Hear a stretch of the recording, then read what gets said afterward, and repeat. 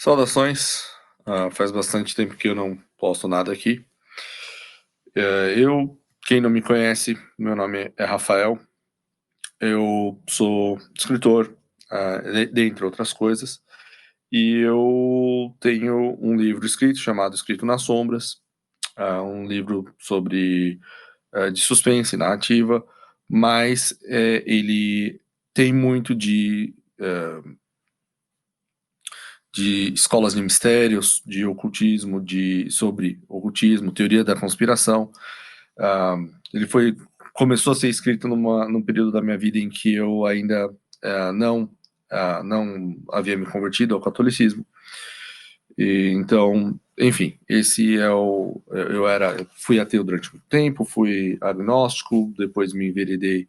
Na verdade, falo que fui agnóstico, mas nesse tempo eu tinha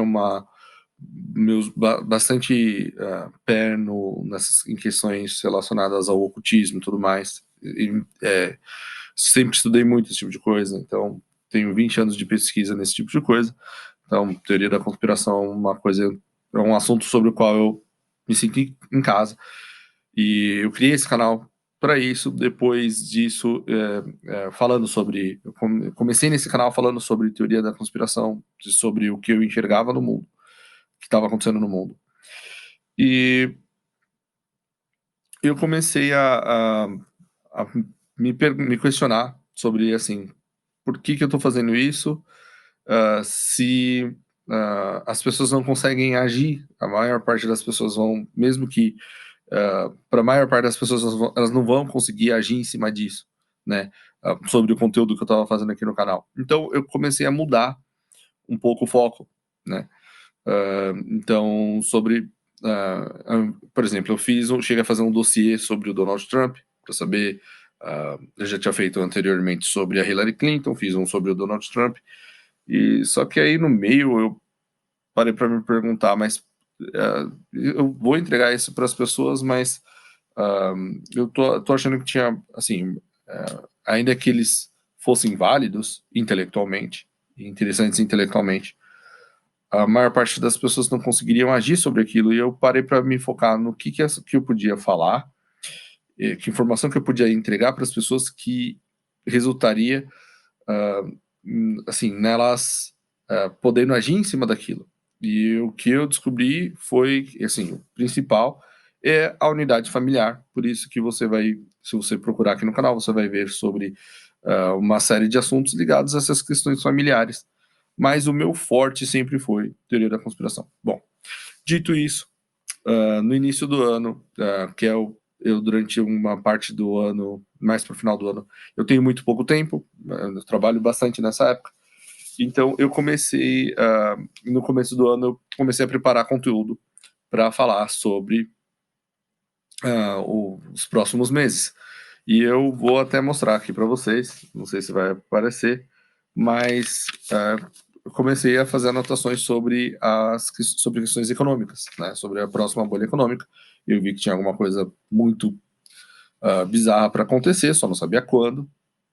Veio antes do que eu, assim, foi mais rápido do que eu não deu tempo de postar essa pesquisa, e eu falei, bom, agora no meio do furacão, tá todo mundo lutando para sobreviver, não vou.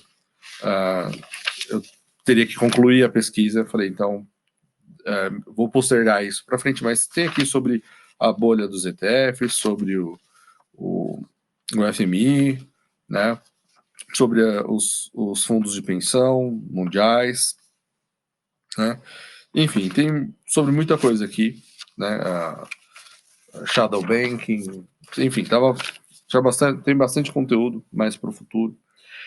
E eu também tenho um conteúdo que eu estava traduzindo, que eu estou traduzindo, e que eu ia utilizar em um dos meus vídeos. Eu comecei a fazer esse trabalho, ia postar o vídeo em julho do ano passado, não consegui até então. Mas enfim, chegou essa crise em que a gente está vivendo hoje, né, dessa tal da pandemia. E eu parei tudo para verificar, para estudar, né, o que estava acontecendo sobre isso. e eu vou mostrar aqui o que eu, quais são as minhas conclusões e também ah, há uns dias atrás, ainda tinha alguma dúvida sobre se eu deveria ou não postar alguma coisa sobre isso. E aí eu tive um sonho, e enfim, eu não vou me estender sobre ele agora. Eu postei esse sonho na parte privada aqui do canal, e mais para frente talvez eu libere para o público ou para quem realmente estiver interessado. Eu vou estudar ainda, ver o que eu faço sobre ele. É puramente a narrativa do sonho, eu tinha acabado de acordar, enfim. Mas tem muita coisa errada rolando sobre essa pandemia aí.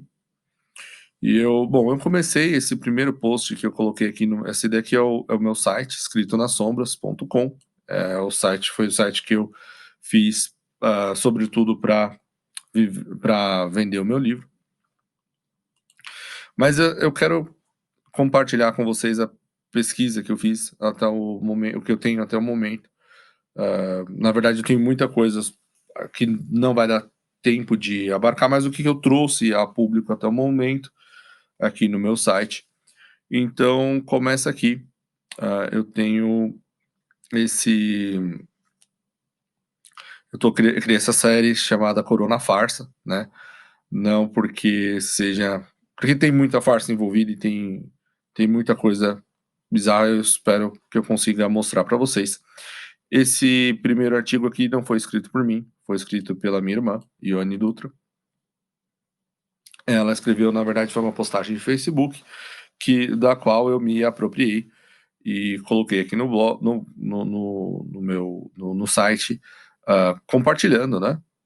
Então aqui, ó, você vai ver por Ione Dutra. E ela começa a levantar alguns números, né? E eu acho que aí ela faz uma análise aqui, né?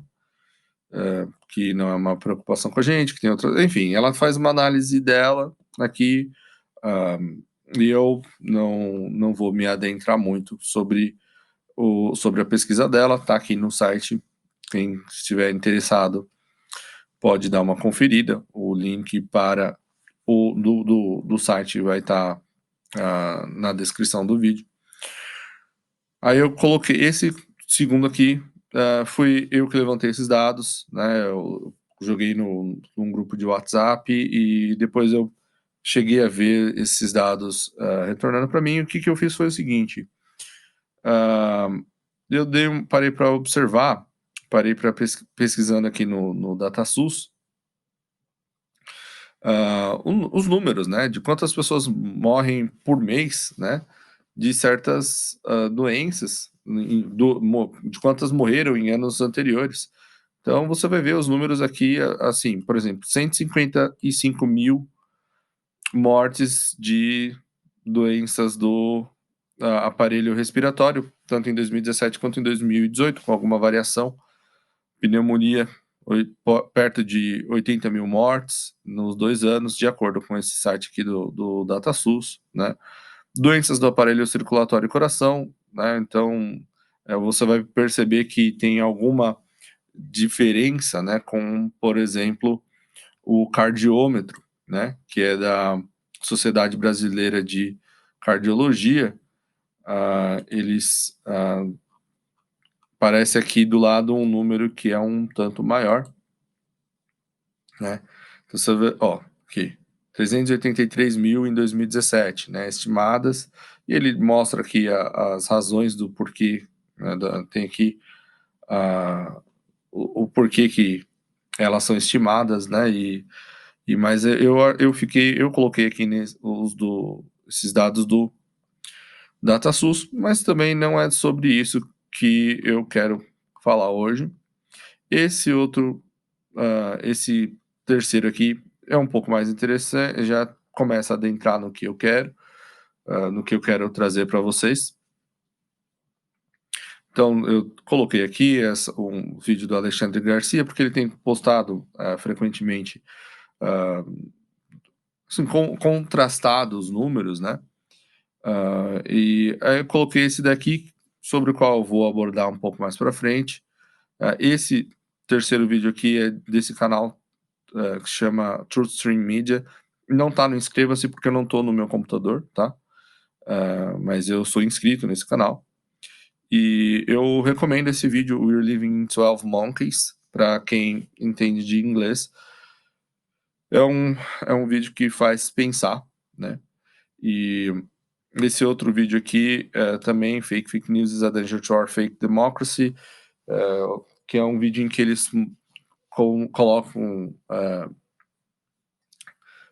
assim, muitos canais, dezenas de canais, e de âncoras, né, de diversos canais, citando exatamente o mesmo texto, né? Então, para você ver como isso vem de uma agência de notícia e todo mundo copia e cola. Então, enfim, como não é tão difícil assim você criar uma narrativa, aqui no meu canal, eu já fiz um vídeo falando sobre a importância da narrativa e de como as narrativas vigentes moldam o nosso jeito de enxergar a realidade. E esse outro aqui do Centro Dom Bosco, porque ela chega a trazer uns dados, mas o que eu achei mais interessante foi que ela apontou para esse dado aqui, que eu acho que é o mais importante, que a cada 1% de aumento na taxa de desemprego, há um aumento de 0,5% na taxa de mortalidade, né? Então, se você parar para fazer os cálculos, lembrando que no Brasil morrem 1.200.000 pessoas todo ano, né? Então, que foi esse dado que eu trouxe no Corona Farsa 4, né? Então, a cada 1% no aumento na taxa de desemprego, há um aumento de 0,5% na taxa de mortalidade. E aí eu coloquei aqui alguns links onde você pode conferir esse estudo, né? Então, que é uma coisa que eu gosto de fazer, toda vez que eu trago alguma coisa para o canal, pode ter certeza que é sempre com bastante pesquisa. Eu não costumo postar nada sem ter pesquisado muito e de ter muita pesquisa que ainda não está. Eu não consigo nem ter tempo de colocar no site todas as fontes que eu pesquiso. Mas e aqui eu deixei essa observação, né, fazendo um cálculo mais ou menos para que se imagine o tanto de pessoa que pode morrer em decorrência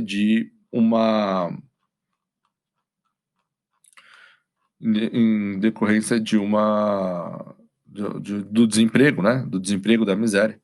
Mas é sobre esse artigo aqui, sobre o Corona Farsa 5, as coisas que são nesse artigo aqui no site, escrito por mim, que eu quero falar, quero apontar esses dados aqui para vocês.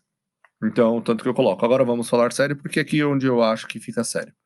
Então, o primeiro documento que eu quero trazer para vocês, deixa eu até fechar esse daqui, é esse daqui. Tá? Esse daqui é um documento das Nações Unidas, né? Que foi publicado em 2013, né? Eu não vou abordar tudo que fala nele, eu vou só trazer esse quadrinho aqui, porque acho que é o mais fácil, né? Então, porque é um sumário, né, um resumo das mudanças, né, que eles estavam vislumbrando em 4 áreas relacionadas à governança global, né? Então, uma que eu gostaria de apontar é que eles apontam na parte de segurança, né? E quais são as organizações supranacionais que são afetadas. E eles começam falando então, assim, as maiores mudanças institucionais. Você vai ouvir muito hoje em dia essa palavra aqui nos noticiários, né? Então, uma ênfase muito grande nas instituições. E aí aqui fala do estabelecimento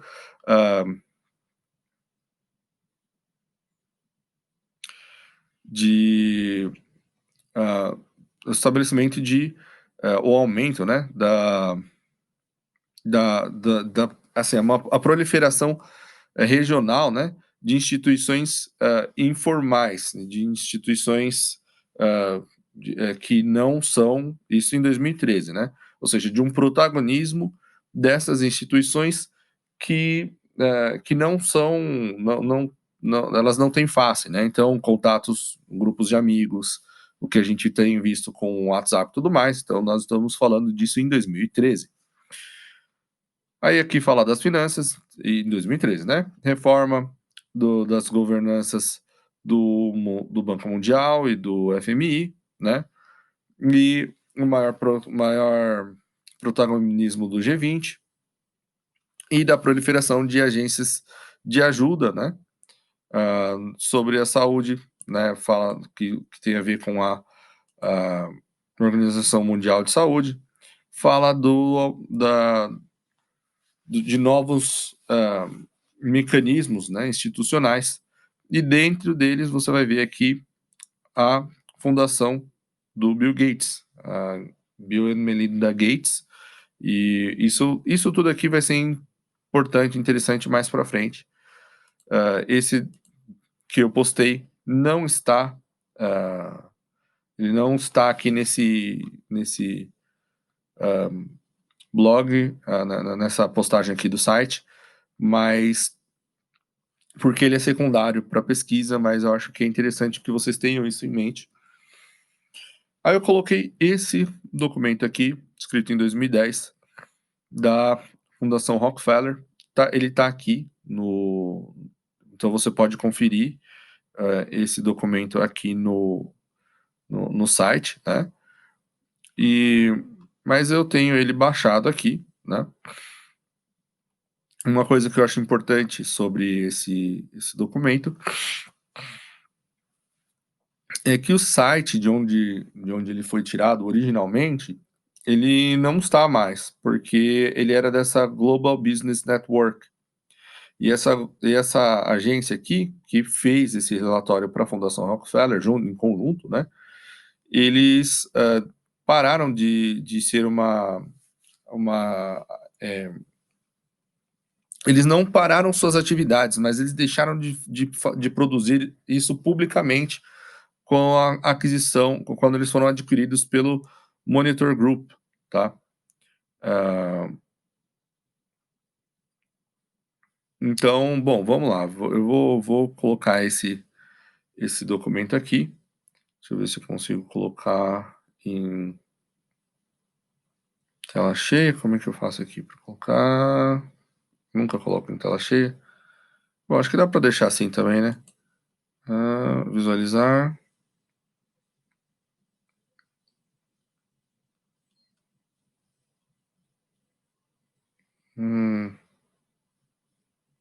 Modo de tela cheia. Então vamos lá. Eu deixei algumas anotações aqui. Bom, tá tudo em inglês, o documento está em inglês. Mas eu quero que. Então, só acompanhe o meu raciocínio, tá?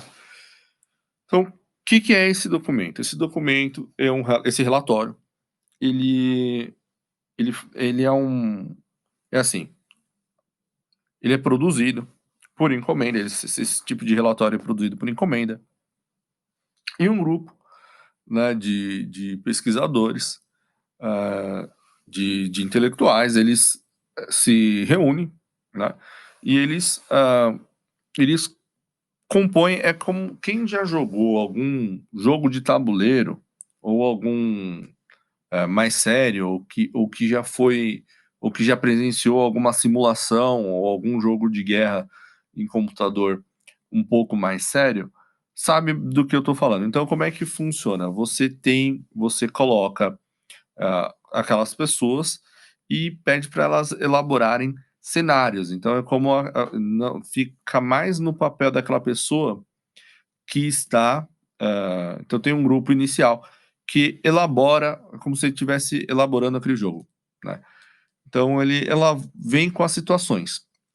E a partir daí, você coloca uma série de. Você vai chamando especialistas para que eles deem o parecer deles sobre o que aconteceria nesse cenário com relação a isso e com relação àquilo. Depois você junta todos os dados e você chega às possibilidades. Isso é muito útil para fundações como a Fundação Rockefeller e essas demais, a Open Society do George Soros e tudo mais, porque muita gente acredita que essas pessoas que eles mandam no mundo, que eles comandam o mundo. O que me diz os 20 anos de estudos, e eu tenho vídeos passados aqui no canal explicando isso, é que não é assim que funciona. O maior interesse dos cabeças dessas fundações, ou dos chamados metacapitalistas, o maior interesse deles é a preservação do poder que eles já obtêm e do capital que eles possuem, do dinheiro que eles têm. Então, o que eles buscam é isso. Além disso, tem as questões ideológicas que todo ser humano tem, né? Mas seja como for, você vai notar que as decisões são tomadas baseadas nesse tipo de cenário que é levantado, né? E é claro que também tem uma coisa que essa elite, eles frequentam os mesmos colégios, eles frequentam as mesmas escolas, inclusive as escolas de mistério, e dentro disso se inclui maçonaria e etc, né? Sociedades secretas diversas aí. E lá então eles acabam falando as mesmas línguas e eles acabam se entendendo. E o que eu sempre costumo dizer é que desde que o Olavo de Carvalho ele levantou o estudo dele que indicavam 3 grandes esquemas de poder, e eu acho que as pessoas assim acabam focando. Uh, então existem divergências. Por outro lado, você vai ver que tem outras pessoas que são teóricos da conspiração, que vão dizer que existe um esquema global, que existe um grupo específico que comanda o mundo. E eu acredito que a verdade está entre as duas coisas. Primeiro, porque eu acho que quando as pessoas se referem ao que o Olavo de Carvalho falou, aponta, né? Elas fazem uma redução muito grande. E o mesmo acontece do outro lado. Porque, na verdade, o problema para o cidadão comum não é onde essas pessoas divergem. Então, por exemplo, sim, na maçonaria, por exemplo, há pontos divergentes. O problema não é onde eles divergem, o problema é onde eles concordam. Então, eu sempre dou como exemplo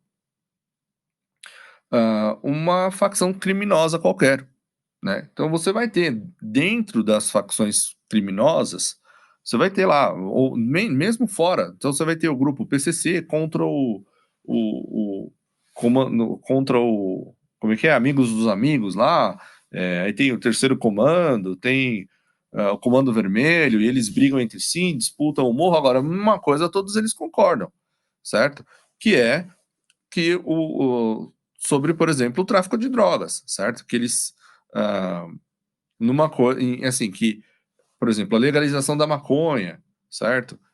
Nisso eles concordam, né? Que os presos devem ter direitos dentro das cadeias, nisso eles concordam. Então, para o cidadão comum, não é tão relevante se existem disputas entre os grupos, é onde esses grupos concordam. E é isso que esse é o trabalho do pesquisador sério, certo? Então é nisso que eu acredito.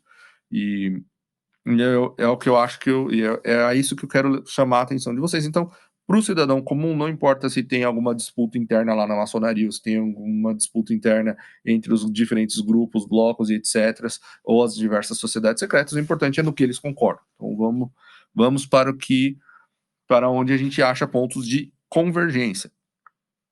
Então, eu tenho aqui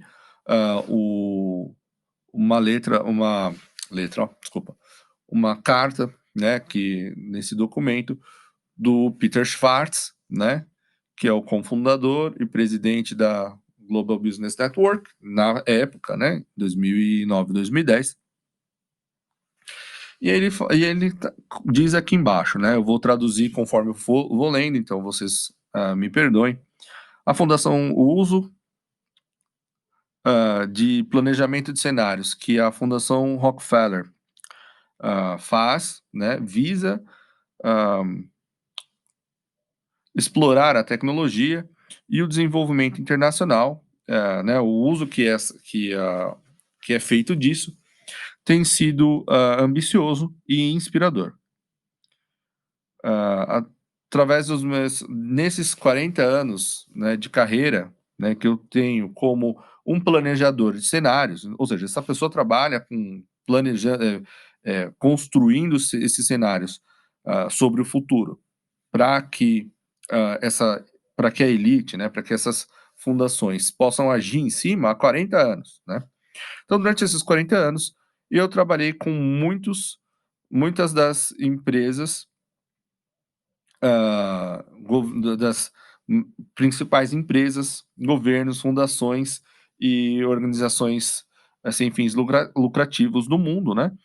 E, eu conheço, eu sei de primeira mão, eu vislumbrei em primeira mão o poder dessa forma de agir, né? Dessa forma, ou seja, do quanto de como funciona realmente esse planejamento de cenários. Então, o planejamento de cenários é uma ferramenta poderosa, precisamente porque o futuro é imprevisível e ele é afetado por muitas variáveis, né? Então, esses cenários eles nos permitem pensar criativamente e rigorosamente sobre as diferentes formas como essas forças podem interagir, ao mesmo tempo que nos forçam, né, a, e que nos força a contrastar, né, as coisas que a gente assume, né, o que a gente acredita, né, sobre o futuro ou o que a gente espera sobre o futuro.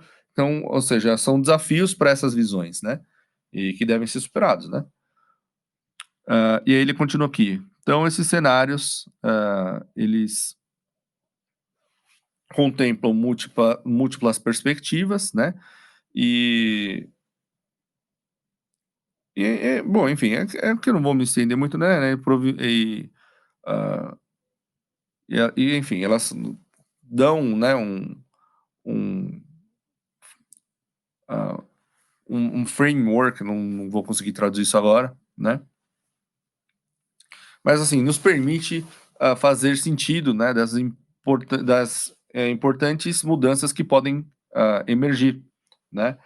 Então, e talvez o mais importante, esses cenários nos dá uma nova linguagem, né, que aprofunda as nossas conversas sobre o futuro e como nós podemos ajudar a mudá-lo, né? Ou seja, então assim, a ideia é você criar uma linguagem comum. Então, esse tipo de relatório, eles não saem baratos, não saem, eles costumam ser caros. Às vezes alguns são públicos. Hoje em dia é muito mais fácil de encontrar esse tipo de documento na internet, né? Se você tem, por exemplo, um site excelente para você achar esse tipo de artigo é o Academic Doc Edu, né? Então é academy.edu, que é sobre educação, né? De artigos acadêmicos. O próprio Google Acadêmico também é muito bom para esse tipo de coisa. Mas não só, às vezes é público mesmo, eles não é assim. Se você estiver procurando, o problema é que é denso, pouca gente procura. Esse daqui, ele até que chamou bastante atenção na época, né? E algumas pessoas certamente vão trazer ele à tona, porque justamente por causa do primeiro cenário que eles colocaram aqui. Então, dando prosseguimento aqui, ele continua. Eu recomendo a leitura, quem entende de inglês, eu recomendo a leitura completa desse documento. E aqui ele continua, né, que o planejamento de cenários é uma metodologia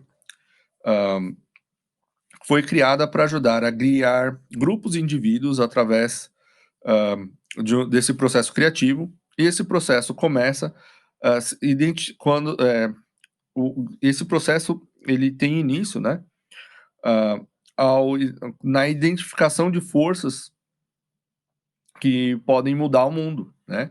E depois combinando essas forças de diferentes formas para criar diversas histórias, ou seja, diversas narrativas sobre como o futuro pode se desenvolver.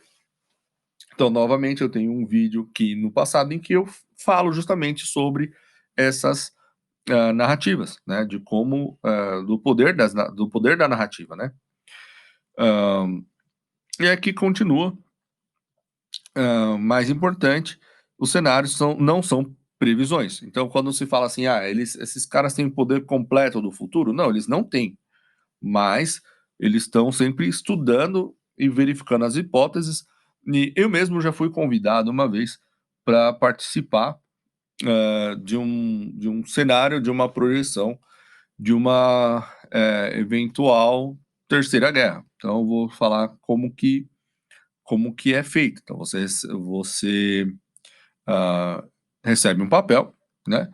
Recebe as suas atribuições, se você aceita participar, e você joga o jogo. É basicamente isso, né? Então, e depois colhe-se o relatório, né? Colhe-se os possíveis ramificações daquilo, né?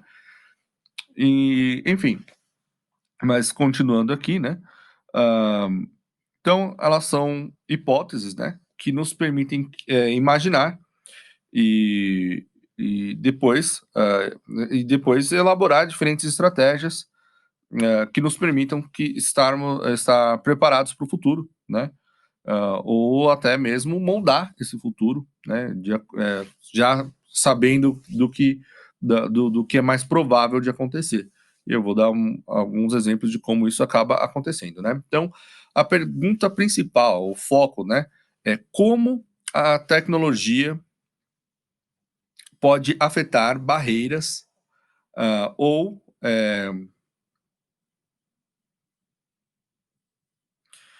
pode afetar as barreiras ah, que impedem, né, o crescimento de resiliência e crescimento sustentável no mundo desenvolvido nos próximos 15 ou 20 anos. Então, nós estamos falando de 2010, mas o que é qual é a minha experiência com esse tipo de coisa? Toda vez que eles elaboram uma coisa, eles elaboram justamente porque é impossível de você imaginar 10 anos à frente, você coloca exatamente, ah, assim, 2, 3 anos à frente, no máximo 5. E aí você vai atualizando aquilo. Então, no ano que vem, você pega esses cenários e coloca os novos dados, chama novas pessoas, fala o que mudou, o que não mudou, e você vai aperfeiçoando aquilo e vendo se aquele cenário ainda é visável e como ele se desenvolve ah, nos próximos 15, 20 anos, e é assim que vai indo, né? Então, eu lembro, por exemplo, o primeiro, ah, o primeiro não, mas eu lembro, por exemplo, de um documento em que eles comentam, que comentava aqui sobre o Brasil, e que eu realmente fui muito marcado por aquele documento, porque eu tenho uma memória muito vívida da primeira vez em que eu li aquilo, porque falava sobre o Brasil, e já tratando sobre a década de 20 e falando das questões demográficas brasileiras e de como o Brasil jamais teria a mão de obra e a oportunidade para explorar todo o seu potencial, todo o potencial de recursos naturais, que é uma coisa pela qual a gente tem batalhado desde então e até hoje. De fato, nós estamos em 2020 e realmente não, até hoje, pelo menos, não se realizou da forma como estava escrito. Então, bom, enfim, mas então esse foi o cenário geral e com isso eles chegaram a 4 diferentes futuros. E uma coisa importante, ainda que eles tenham colocado nesse axis aqui, então tem a capacidade de adaptação alta ou baixa, e aqui, ah, o alinhamento político e econômico forte ou fraco. Mas na prática, essas coisas vão se desenvolvendo, esses cenários podem se desenvolver ao mesmo tempo. Então depois você vai misturando os cenários, certo? Então você vai ver que tem, ele pode fazer ir fazendo assim, ó, entende? Né? Ele não é fixo, um cenário não exclui totalmente o outro. Também não quer dizer que eles vão acontecer, mas ah, é interessante você ver como esse tipo de coisa se desenvolve. E o primeiro cenário, né, é justamente, bom, acho que todo mundo já tá familiarizado com lockdown, né? Então temos aqui lockstep, né? E tem aqui escrito, então, um mundo de, de controle, de maior controle, né, do governamental e lideranças mais autoritárias, e aqui vem uma outra parte que não necessariamente eu posso explicar por que depois, mas com limites, né, de inovação e com um aumento assim, do descontentamento da população, né? Então, growing citizen pushback, né? Então, ou seja, a população lutando contra esse aumento no controle governamental. Então, vamos ver o que eles colocam aqui. Eles colocam uma data de 2012, mas tranquilamente poderia ser 2020, e você só coloca 2020 como o ano zero e você coloca para daqui a 15, todo o restante para os próximos 15, 20 anos, um pouco mais, um pouco menos, mas não tem diferença. Daí eles começam descrevendo a pandemia que atingiu o mundo, que havia sido antecipada por anos, finalmente chegou. Então chegou uma pandemia, né? Só que, diferentemente do H1N1 que aconteceu em 2019, esse novo, essa nova gripe, né? Que se originou de. Aí ele fala aqui, mas aqui pode ser qualquer animal, pode ser qualquer coisa, ou seja, é só uma narrativa, né? Mas, ou seja, como disseram agora do que veio do morcego, né? Era extremamente virulenta e mortal. Até mesmo as nações mais bem preparadas contra a pandemia tiveram seus sistemas sobrecarregados, né? Com esse vírus que saiu aí atingindo quase 20% da população global e matando milhões de pessoas. Eles colocam 8 milhões, mas pode ser qualquer número aqui. Em apenas 7 meses, a maioria deles jovens adultos. Isso daqui também não precisa ser necessariamente jovens adultos, pode ser qualquer coisa. Para esse efeito aqui, para o efeito que eles estão colocando, isso daqui é só uma. Isso aqui você vai testando diferentes formas e, enfim, você divulga qualquer uma, dá na mesma. Mas, como eu disse, o modelo vai sempre sendo aperfeiçoado para ver, né, ou seja, como exatamente você faz. E também, mais um detalhe, você pode perfeitamente elaborar sistemas que permitam que você forge a coisa, né? Mas eu não vou entrar nesse mérito aqui. Bom, é que continua. A pandemia também teve um defeito letal nas economias. A mobilidade internacional, tanto das pessoas quanto dos bens, foi debilitada, né, parou, né, foi congelada, ou parou completamente. As indústrias ficaram debilitadas, indústrias como o turismo ficaram debilitadas, e houve uma quebra na cadeia de suprimentos global. E mesmo localmente,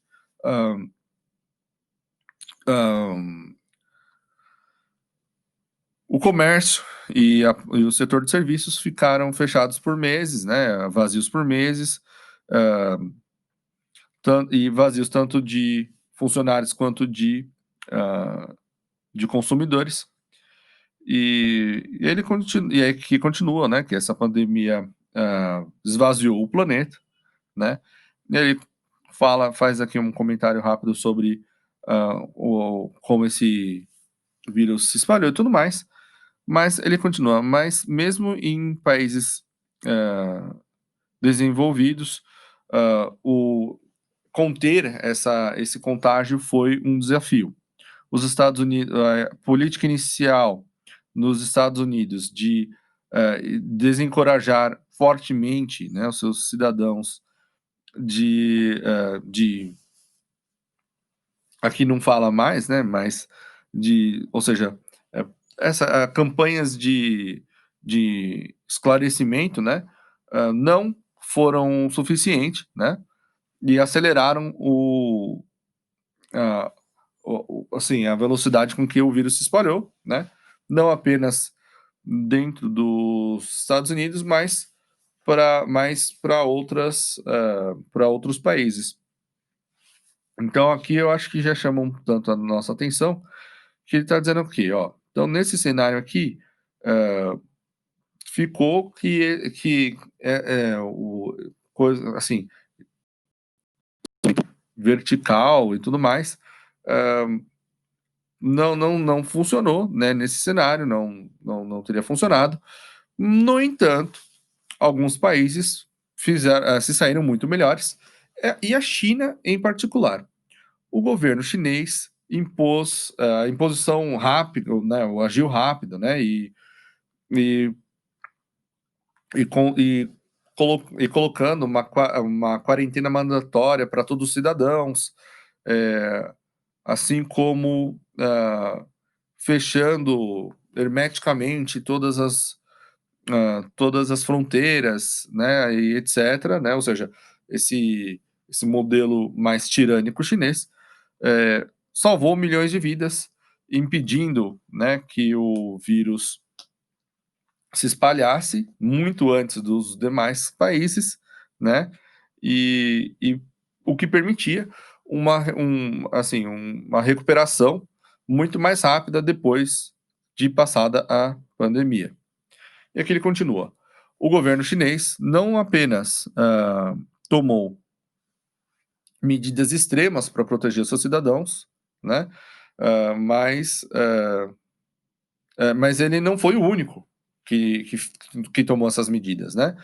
Ah, Durante a pandemia, líderes nacionais no mundo todo eh, flexionaram autoridade e impuseram ah, regras, né, leis e restrições, né, mais autoritárias, né, desde o uso mandatório de máscaras faciais até a checagem de temperatura corporal, né, na entrada de espaços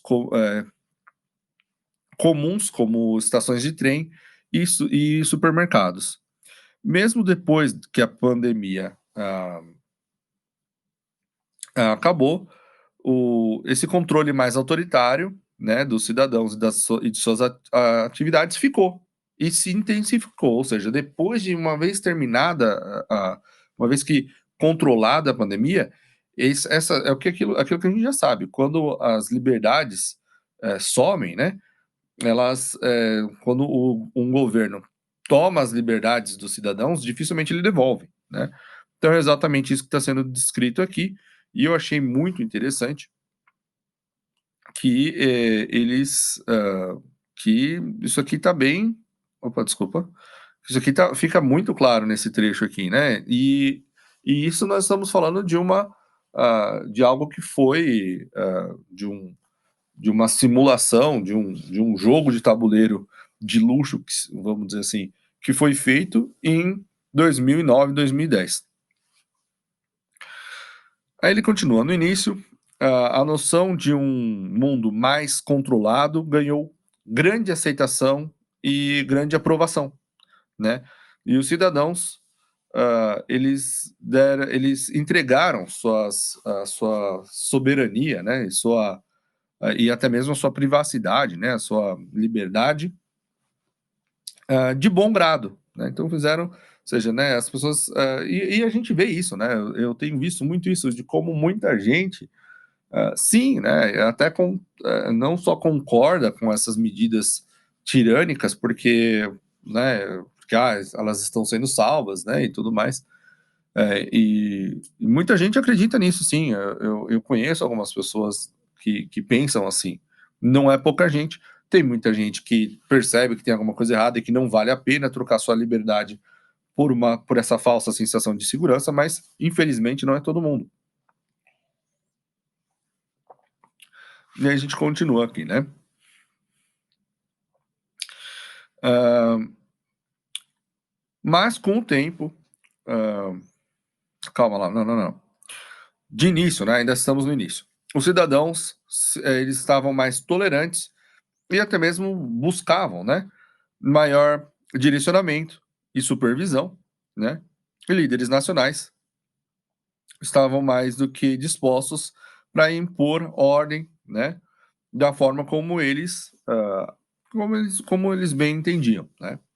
Em países desenvolvidos, uh, essa supervisão tomou muitas formas. É, Biometric IDs, então, biometria, né? Identificação por biometria de todos os cidadãos.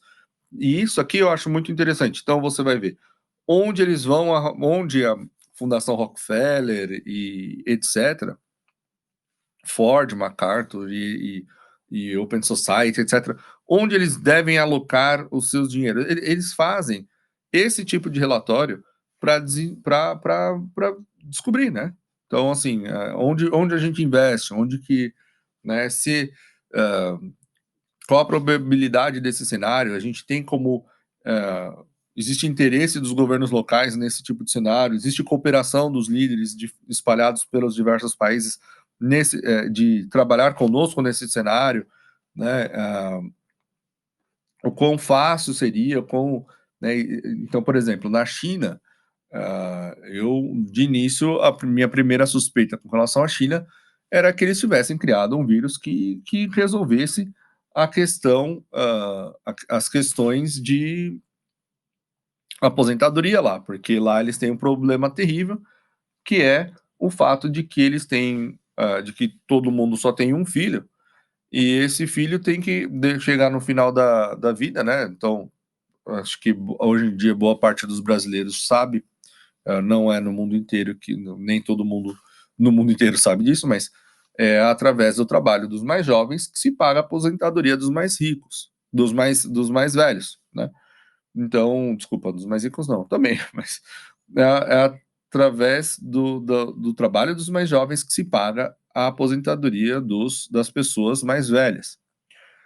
Só que isso, então, uma população que cai abaixo da sua taxa de reposição, ou seja, se cada casal tem menos de um filho, então no futuro vai chegar um momento em que uma pessoa tem que dar conta, né? O salário tem que dar conta de contribuindo para o governo, tem que dar conta de duas pessoas. E essas duas pessoas já, se o neto também tem um filho, o bisneto só tem um filho, e então chega um momento em que você tem lá um jovem trabalhando, né, e postergando cada vez mais, ah, deixando para ter filho cada vez depois.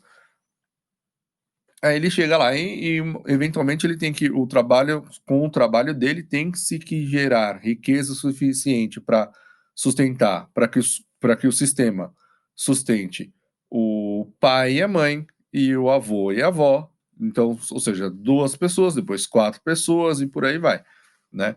Então é um problema muito grave no Japão, por isso que a demografia é tão importante para o crescimento econômico e, portanto, para o estabelecimento do bem-estar social. Mas, enfim, acho que deixa eu voltar aqui para o foco aqui, mas acho que é importante que se saiba disso. Então, eu imaginei que a China, que de início, que eles estivessem fazendo alguma coisa assim. E então a cooperação entre as diferentes, é aquilo que eu falei no início. O problema não está tanto onde as diferentes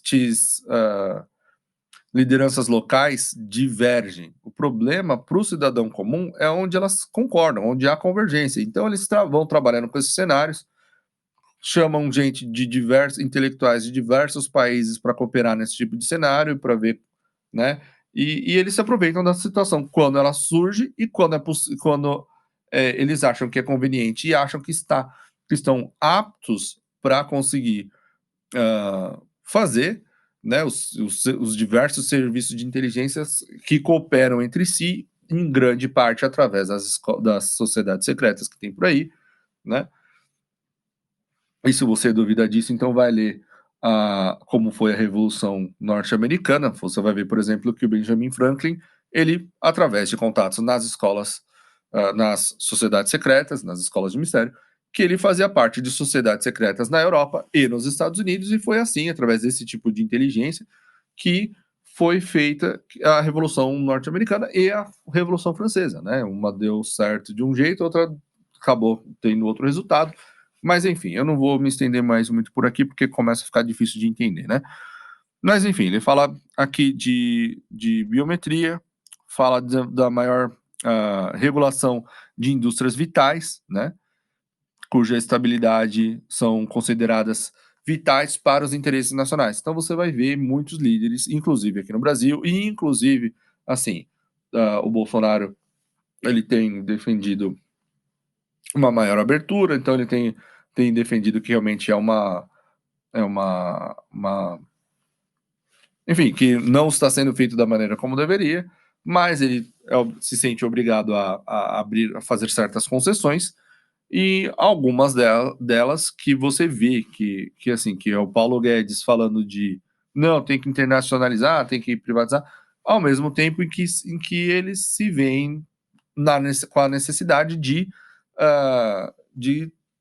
regulamentar pelo menos essas indústrias e mesmo o setor produtos do setor bancário e de bens e etc., que são considerados vitais para os interesses nacionais. Então a gente vê esse tipo de coisa acontecendo, mas enfim, eles continuam aqui. Em muitos países desenvolvidos, a cooperação forçada, né, combinadas com novas regulamentações e acordos, né, vagarosamente, mas de maneira contínua, restauraram tanto a ordem quanto o crescimento econômico. Já no mundo em desenvolvimento, no entanto, a história foi diferente e muito mais variável, e aqui ele vai descrevendo, né, diferentes formas de como isso pode se desenvolver no mundo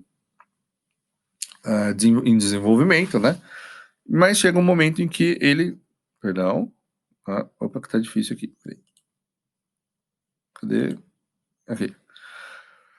Mas chega um momento em que eles colocam aqui, né? Em que essa regulamentação, essa forte regulamentação da tecnologia acaba impedindo, né? Aumentando os custos da inovação, né?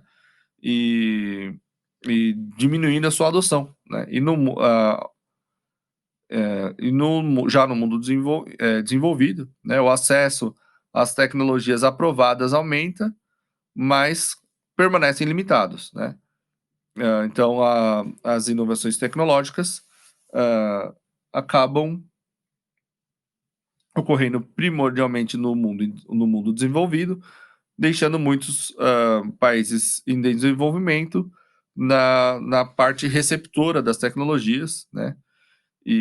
Mas, no entanto, num outro cenário aqui desse documento, ele acaba abordando essa questão e você dá para perceber que os dois cenários casam muito bem, em momentos diferentes, né? Então, mas vamos continuando aqui. E aí ele continua, né? Na América do Sul e na África, as alianças acabaram se tornando muito mais bem estruturadas, né? E os investimentos da China na África se expandiram e a barganha por novos empregos e infraestrutura, em troca ao acesso da exportação de alimentos e minerais provaram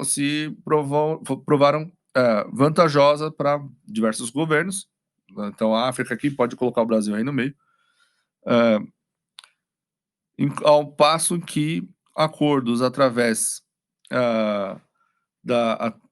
entre através das fronteiras, né, se proliferaram na forma de ajudas oficiais de segurança. Então, você vai ver aí, por exemplo, a Huawei e etc., e esses vários governadores, né, flertando com sistemas de segurança vindos da China, e mesmo o gabinete o GSI, do general Heleno, não vendo problemas e aprovando, por exemplo, que a China possa participar de licitações na área de comunicações, né? Então, você vê esse tipo de coisa aqui, mas independente de ser os Estados Unidos ou a China, nós temos essas questões aqui. Ao passo que times, né, de segurança internacionais acabam sendo bem-vindos nos estados com maiores problemas, né? Até que chega em 2025, ou seja, 15 anos depois. Então, se a gente aplicar para 2020, nós podemos esperar esse cenário se desenvolvendo até 2035 ou mais, né? As pessoas começam a aumentar, né, a insatisfação com essas altas medidas de controle, né? E essa coisa de deixar líderes e autoridades tomando as decisões, né? E onde quer que os interesses nacionais se entrem em conflito, né, com interesses individuais, acaba tendo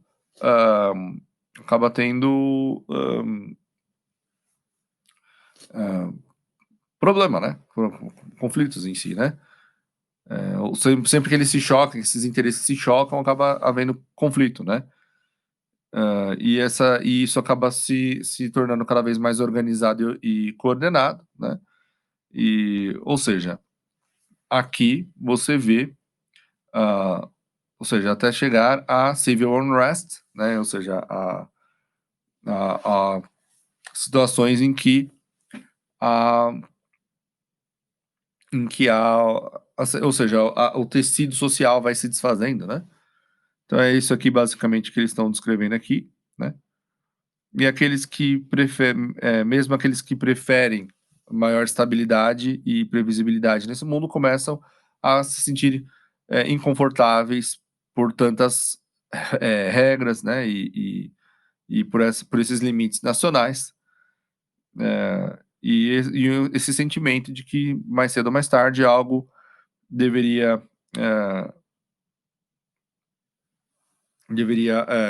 é, deve corroer, né, essa ordem que os governos mundiais trabalharam tão duro para estabelecer, né? Então, e aqui acaba o cenário, né? E aqui eles dão essa headlines, né? Ou seja, o passo a passo, né, do que foi imaginado nesse cenário. E eles começam em 2010 e vão com isso até 2030, né? Então, se você colocar de 2020, você pode esperar esse tipo de cenário se desenrolando até 2040. Aí tem assim, quando eles falam de filantropia, né, aqui estão, ou seja, né, como as organizações filantrópicas, como no caso, a Fundação Rockefeller, como eles podem influenciar nesse mundo, né? Mas é claro que as conversas nunca ficam só nisso que a gente está vendo aqui, perdão. E aí as tecnologias nesse lockstep me chamam a atenção um pouco, né? Tecnologias, né, que aplicações da tecnologia, né, e trends, então, ou seja, a gente está acostumado com trending topics, então, né, o que pode se tornar interessante para o futuro. Aí ele coloca aqui scanners, né, ah, uma nova forma de armazenamento de comidas e bebidas, novos diagnósticos, né, e como screening, como ah, como diagnósticos, né, essas questões de diagnósticos, tem uma tradução melhor para screening, mas enfim, mas como isso acaba se transformando num pré-requisito, né, para sair de hospitais e prisões, mas aqui, obviamente, não está restrito a hospitais e prisões, e é o que a gente está vendo já, são as conversas que a gente já está vendo agora, né, de que você vai ter, estamos falando assim de uma carteira de identificação, né, de ou seja, você tem que provar que você está plenamente imunizado para frequentar certos lugares e etc. A presença de tecnologias de tele, né, então, ou seja, à distância, né, como resposta, né, para, ou seja, sistemas de comunicação sofisticados, como resposta, né, para, né, nessas populações que estão, cujo movimento, né, a ideia vinda, a livre movimentação está restrita, então, ou seja, é isso que a gente está vendo agora, né, as escolas adotando essas, as escolas adotando o método online para, né, ou mesmo as academias, enfim, todo mundo tendo que trabalhar remotamente através dessas tecnologias. E imagine se isso tivesse de fato ocorrido em 2012, como na verdade isso não seria possível da forma como está sendo hoje. Mas hoje a gente consegue fazer isso com muita facilidade, né? Então, mas enfim, continuando aqui. Então, assim, movidos por preocupações relacionadas à segurança nacionais e ao protecionismo, as nações criam suas próprias, seus próprios, suas próprias tecnologias de TI, né? E de, enfim, toda a estrutura de network, né? E que que imitariam o controle, né, da China, né? Ou seja, os governos ah, com vários graus de sucesso policiando mais a internet, o tráfego da internet, e esses esforços, né, acabam por fraturar, num ponto inicial, a, a World Wide Web, né? Então, a internet como a conhecemos, né? A rede de computadores mundial, ela acaba sendo fragmentada, se tornando fragmentada. Aí eu vejo muita gente falando assim, olha, o que esse, ah, o que essa pandemia está mostrando é como realmente os globalistas e o globalismo não está, não consegue responder a um fortalecimento das antigas estruturas nacionais e tudo mais. Não é o que eu tenho visto, não é o que eu estou enxergando. Por quê? Porque as pessoas acabam observando as coisas num, num prazo, né, numa perspectiva assim, de tempo que é curta, né? E esses cenários, eles se desenvolvem, eles são estudados e eles são colocados em práticas por 15 anos, 20 anos, 30 anos, eles estão elaborando coisas para daqui a 20 anos. E aí eu quero que alguém me responda: quem aqui no Brasil, qual instituição, falam tanto das instituições, quem aqui no Brasil, qual instituição brasileira que está fazendo algo remotamente parecido? Ou seja, você vai notar em todos esses eu me estendi nesse primeiro cenário, porque eu acho que ele é realmente mais importante, ah, e e eu vou, mas eu vou só passar rapidamente pelos outros cenários, porque você vai notar o quê? Qual é o método principal disso daqui? É aquela história de order of cause. Então hã, você coloca uma hipótese, né, um cenário, né, uma hipotético, mas que seja o que quer que seja, acaba corroendo a sociedade como a conhecemos. Depois é criado um problema, hã, que seria aquela resposta natural, e depois você verifica como que você pode encaminhar essa resposta natural na direção que você quer. Então, e é exatamente isso que eles estão fazendo, e esse primeiro cenário se casa muito com o último cenário. Esse Clever Together é sobre um mundo altamente coordenado, em que diferentes estratégias se juntam, né, para resolver problemas globais, ou seja, né, ou seja, um mundo globalizado e, enfim, assim, utópico, em que todos se juntam para enfrentar os, o aquecimento global e etc, né. E, enfim, isso daqui é no mais balela de todos os cenários, mas você percebe que eles não deixaram de persegui-lo, né. Ah, já era algo que se falava antes e, enfim, continua aqui. Aí tem esse hack attack, né, que é um mundo economicamente instável, né, e e com uma propensão ao choque, né, e que através dessas, hã, organizações criminosas supranacionais, levam a um aumento na criminalidade, né, e a a emergência de inovações perigosas e que, por fim, acabam, enfraquecendo os diversos governos, locais. Então, lembra da primeira coisa que eles colocam no primeiro cenário? Uma pandemia que acaba levando a um fortalecimento, né,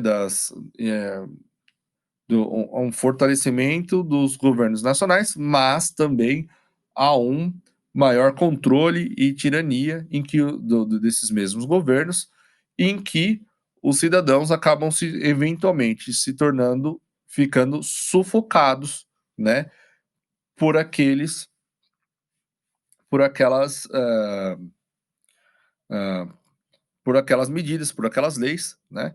E aqui nós temos um outro cenário que eles colocam que acontece concomitantemente, em que organizações criminosas acabam, hã, se fortalecendo e acabam proliferando em decorrência desse mundo economicamente instável e desses governos cada vez mais tirânicos. Ele não coloca um governo, um cenário em decorrência do outro, mas você percebe que tem coisas aqui que se encaixam e, como eu disse, você vai esse é o tipo de coisa que no decorrer do tempo, com o decorrer do tempo, você vai, ah, rebuscando, né, são cenários que você vai rebuscando com o de no decorrer do tempo, e aqui eles inclusive falam de ataques biológicos e etcétera. Eu não vou abordar muito esse daqui. E aqui só esse último aqui eu acho que é interessante a gente falar um pouco sobre ele, que é o seguinte: o mundo economicamente, economically depressed, ou seja, numa depressão econômica, né, em que indivíduos e comunidades se veem obrigados a desenvolver, soluções, né, localizadas, soluções locais para um número crescente de problemas. Você percebe que as mesmas coisas que todas essas coisas podem funcionar de forma concomitante, né? Nenhuma delas é excludente. Ainda que eles coloquem nesse axis aqui, você vai ver, não, mas pode vir para cá e pode vir para cá, pode vir para cá e vai alternando, né? Nos cenários. E esse é só um relatório. Se eu for ficar mostrando todos os relatórios aqui que eu tenho lido nos últimos anos, eu vou ficar aqui por um bom tempo. E uma coisa que eu acho interessante também de dizer é como tem certas coisas que você consegue prever, só não sabe o timing das coisas, né? Claro que se eu tivesse, quem sabe se eu tivesse concluído a minha pesquisa sobre economia, talvez eu tivesse falado aqui no canal antes que todo mundo, assim, que pelo menos talvez tivesse conseguido proteger o capital de algumas pessoas, mas infelizmente não foi possível. Mas enfim, voltando aqui, estou lendo rapidamente aqui, vou dar uma lida um pouco mais rápida e menos minuciosa do que a que eu fiz há pouco, né, com outro cenário. Mas a recessão global que começou em 2008 não continuou e tudo mais, então ele começa a falar, né, de como as tentativas de restartar, né, de reiniciar a economia, né, de fazer com que ela voltasse a crescer, não funcionaram, né, e, e não, ou pelo menos reverter, né, essa tendência de queda, né, e como o débito público e privado foram continuamente levando a economia a um estado de depressão, né, e tanto dos países em desenvolvimento quanto dos envolvidos, né? Uh, e aí, sem a habilidade uh, de, um, de melhorar, né, a atividade econômica, muitos países viram seus débitos crescerem, né? E um aumento na comoção social e na criminalidade, ou seja, você vê que é o mesmo tipo de coisa, ou seja, trabalhando com cenários que podem perfeitamente se aplicar nos cenários acima, né? Nos cenários anteriores. Nos Estados Unidos também, né? Acaba perdendo muito da sua presença e credibilidade no mercado internacional devido ao, ao débito crescente, né? Aos mercados debilitados e um governo que não dá conta de todos os seus problemas, né? Isso em turno leva a uma fragmentação, né, de muitas colaborações internacionais, né, que que dependiam, né, da força contínua dos Estados Unidos, né? Ou seja, que muitas colaborações internacionais que na verdade só estavam de pé porque os Estados Unidos estava por trás delas, né? Também a China, né, se vê com problemas, porque onde há estabilidade social acaba ficando cada vez mais precária, né? Ou seja, todas essas coisas nós estamos vendo se desenvolverem hoje, agora, tanto o primeiro cenário quanto o segundo, mas é bom sempre lembrar que eles vão estabelecer coisas para 15, 20 anos, 30 anos, 40 anos. Então, mas mesmo agora eu consigo observar o mundo à minha volta e ver esse cenário tanto do enfraquecimento dos Estados Unidos, tanto que tem gente que vira e fala que a China vai se tornar a grande próxima potência e tudo mais, se esquecendo que a China mente até tudo que pode, tudo que não pode, né, sobre o seu crescimento, sobre a estabilidade local, sobre o número de mortos, sobre qualquer coisa que você consiga imaginar, a China mente. Todos os artigos acadêmicos de economia que eu li sobre isso, de relações internacionais, observadores internacionais, todo mundo sabe que a China mente, né? Os chineses sabem que a China mente, mas enfim. E o que a gente. Então, esse cenário quando você para observar assim, minimamente, mesmo com os dados divulgados, você vê que a China tem problemas seríssimos para resolver lá, né? E isso está colocado aqui nesse cenário, né? Só que de forma agravada depois dessa depressão econômica, né? Causando esse balanço, né? Que se segurou desde 1989, começar a ruir, ou seja, aquilo que se começou em 89, finalmente chegando a um fim, né? Essa ordem social, né, entre as nações, iniciada em 89, eles consideram aqui ainda estar vigente em 2010 e, portanto, em 2020, porque nada mudou nesses últimos 10 anos, nada há 10 anos que a gente ouve falar que a China vai tomar eventualmente o lugar dos Estados Unidos, blá, blá, blá. Ou seja, esse cenário de pequena Guerra Fria entre esse eixo Rússia, China e Estados Unidos, finalmente começa a se desmantelar nesse cenário aqui. Uh,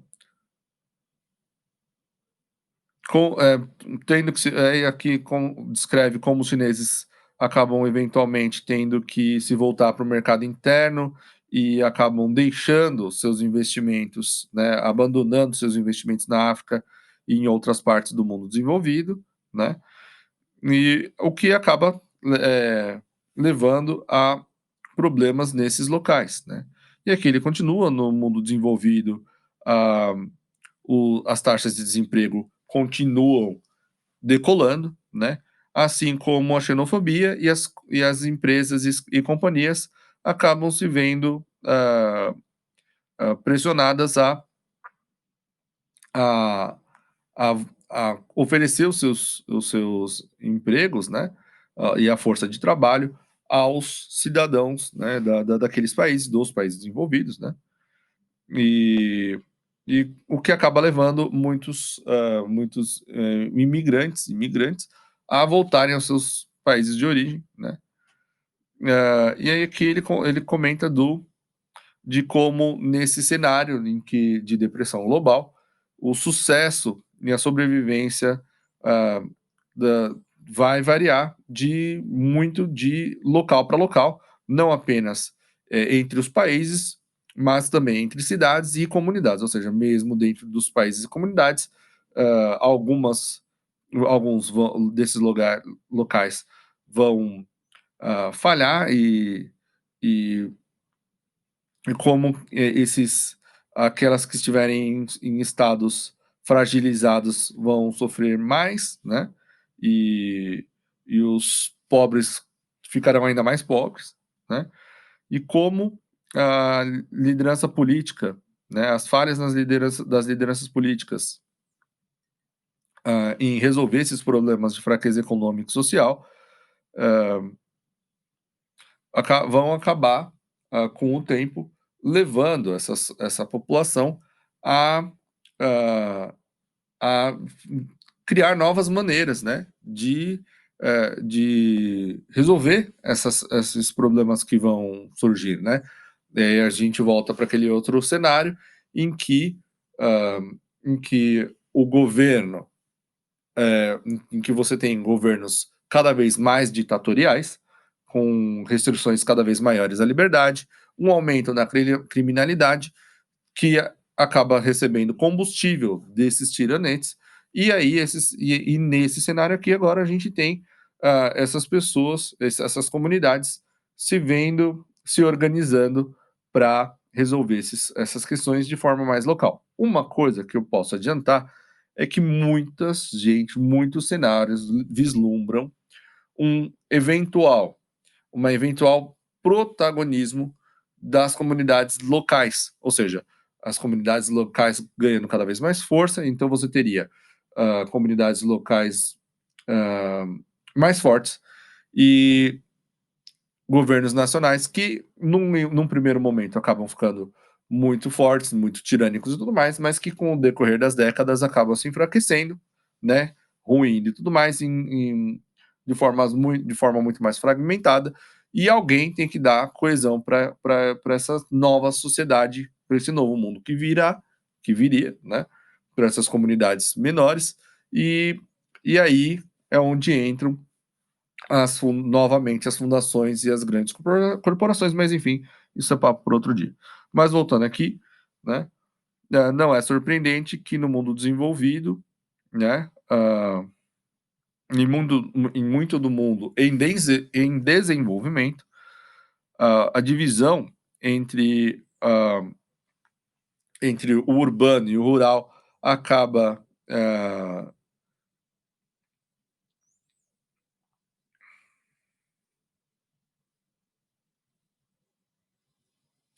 que a divisão acaba entre o gap, né, eu não sei, entre, enfim, como acaba aumentando, né, essa divisão, né, e,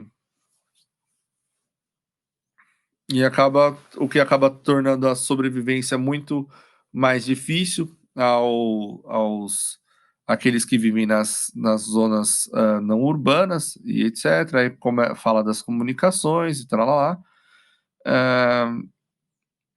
Fala do acesso à internet, né, que acaba não progredindo muito, isso daqui também em muitos desses lugares, em parte porque os investimentos necessários para construir essa infraestrutura simplesmente não estavam lá, em decorrência dessa depressão econômica que parece não ter fim, né? Aí eles continuam aqui, tá lá, mas as pessoas também acabam encontrando novas maneiras, né, tecnológicas e não tecnológicas, para melhorar suas capacidades de sobrevivência, em alguns casos, né, de melhorar os seus padrões de vida, né. E aqui, alguns até mesmo lançando novas moedas, né, eh, que são feitas para melhorar o comércio local, né, e trazer essas comunidades eh, mais próximas, né. E hoje em dia nós temos esse advento das criptomoedas, então, enfim. Aí na ausência, né, desse comércio permanente nesses lugares, né,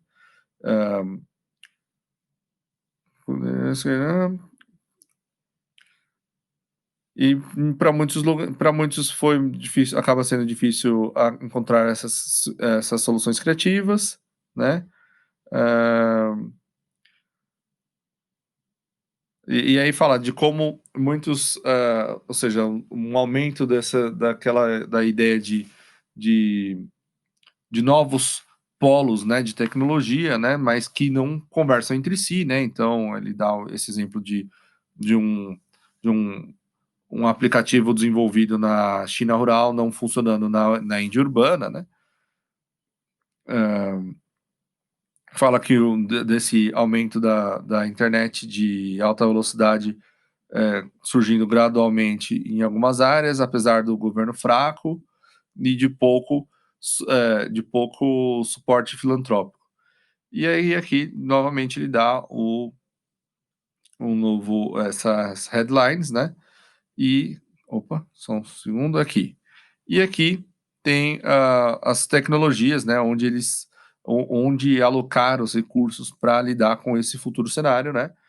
E aí ele coloca, então um Então, o rompimento, né, isso aqui que eu acho interessante pra gente aqui. Então o rompimento, né, o breakdown, né, da dessa cadeia de suprimentos de medicinas, de de de de de fármacos, né, no mundo, né, o que acaba acelerando, o a criação de remédios locais, né, a partir de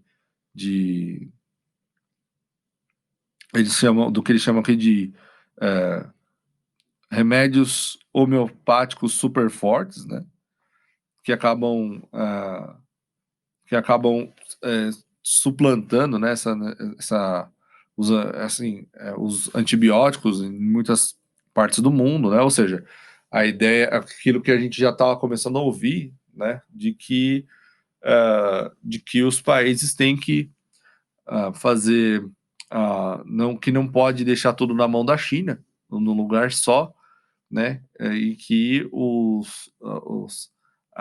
cada país tem que cuidar, os países, né, os blocos têm que lidar com, tem que garantir pelo menos as suas necessidades de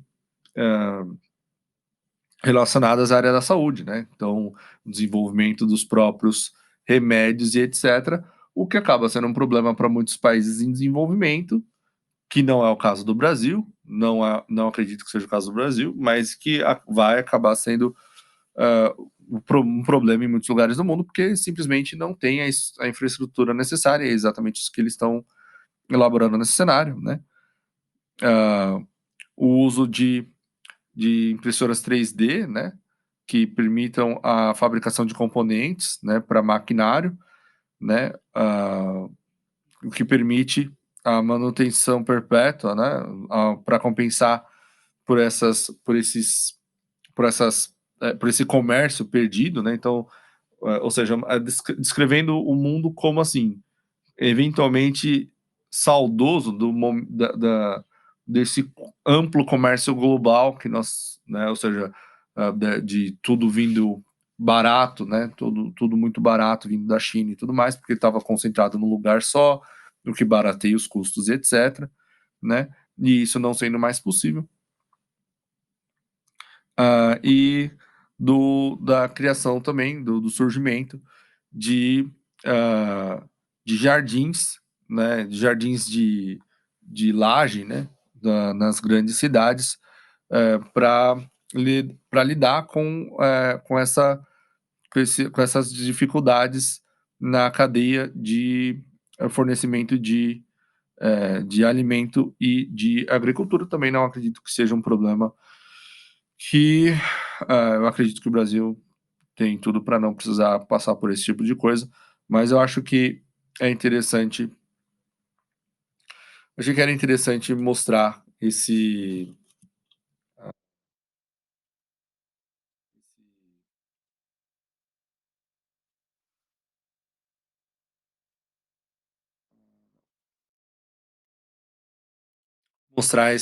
problema aqui, né? E, enfim, eu acho que eu vou pausar aqui, porque vou parar esse vídeo e faço uma parte 2 comentando o restante do dossiê, porque eu acho que esse documento ele é bem denso, infelizmente acaba se tornando uma coisa que não acaba não sendo para todo mundo, né? Porque acaba sendo um vídeo muito longo, muito técnico, mas se eu vou ser preciso e eu quero realmente fazer com que as pessoas entendam o que está acontecendo, eu acho que eu não consigo elaborar de uma outra maneira, né?